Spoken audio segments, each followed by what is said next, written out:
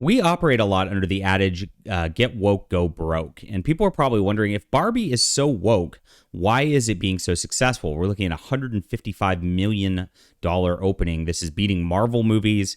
It's beating Indiana Jones by leaps and bounds.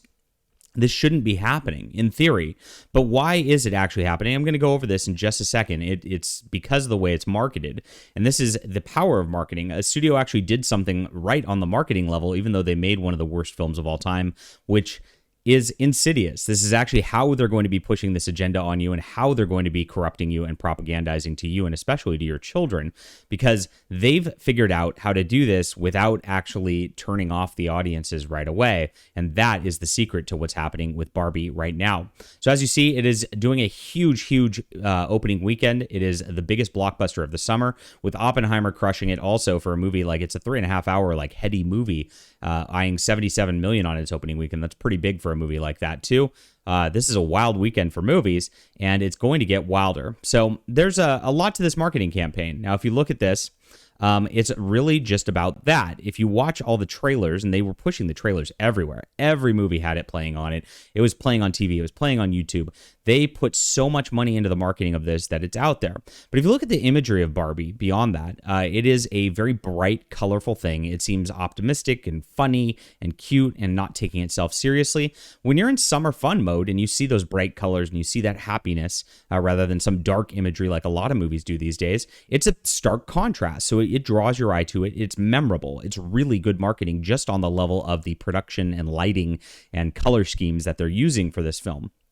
So when people see this, they just think they're going to go in for a light movie that's going to be a lot of fun. And that's what they want during the summer heat. They want to get into a little air-conditioned movie and see that sort of thing. And that's where the other movies have really failed with their marketing. They really don't show that they're having a lot of fun. This is the difference between this marketing and then, of course, that.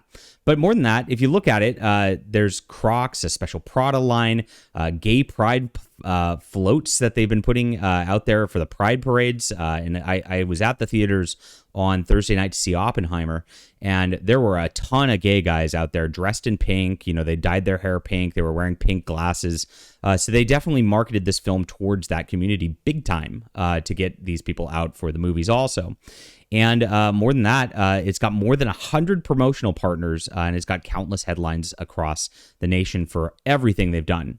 So this is a crazy sort of thing that they did with just this perfect storm of marketing, and that is how they're getting everybody into this movie. But moreover, I mean, this is a huge brand. Mattel and Barbie as a brand, you might not see it in these circles so much, but for little girls, I mean, they've grown up with Barbies over the last, 50 years, 60 years?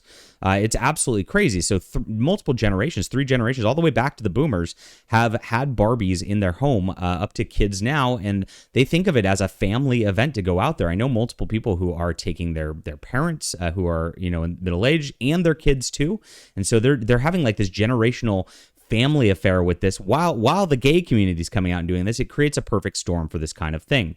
Now, nobody's paying attention to the messaging of this movie. It's really not getting out there. The media is downplaying it. They're saying conservatives are mad, they're butthurt, and that's all they're saying in the media, so that you don't actually see the fact that this is one of the wokest movies of all time. I mean, it features a transgender character, a pro-abortion message, an anti-patriarchy message all the way across it. It is a very insidious movie, and the bright coloration, the lightheartedness actually goes and helps the propaganda along and helps people not notice it even more. So that's what's happening here. They actually just did a good job, like on a Goebbels Nazi Germany level, of propagandizing to people without them even knowing it. And that's what's happening across this right now.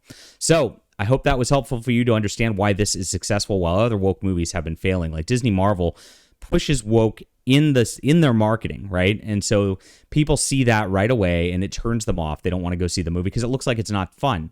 Barbie didn't do that. If you look at the trailer, there's no sign of woke in there. It's just a bunch of silliness, and that is how they're succeeding. Leave a comment down below with what you think about this. Hit that like and subscribe button. We'll be back soon.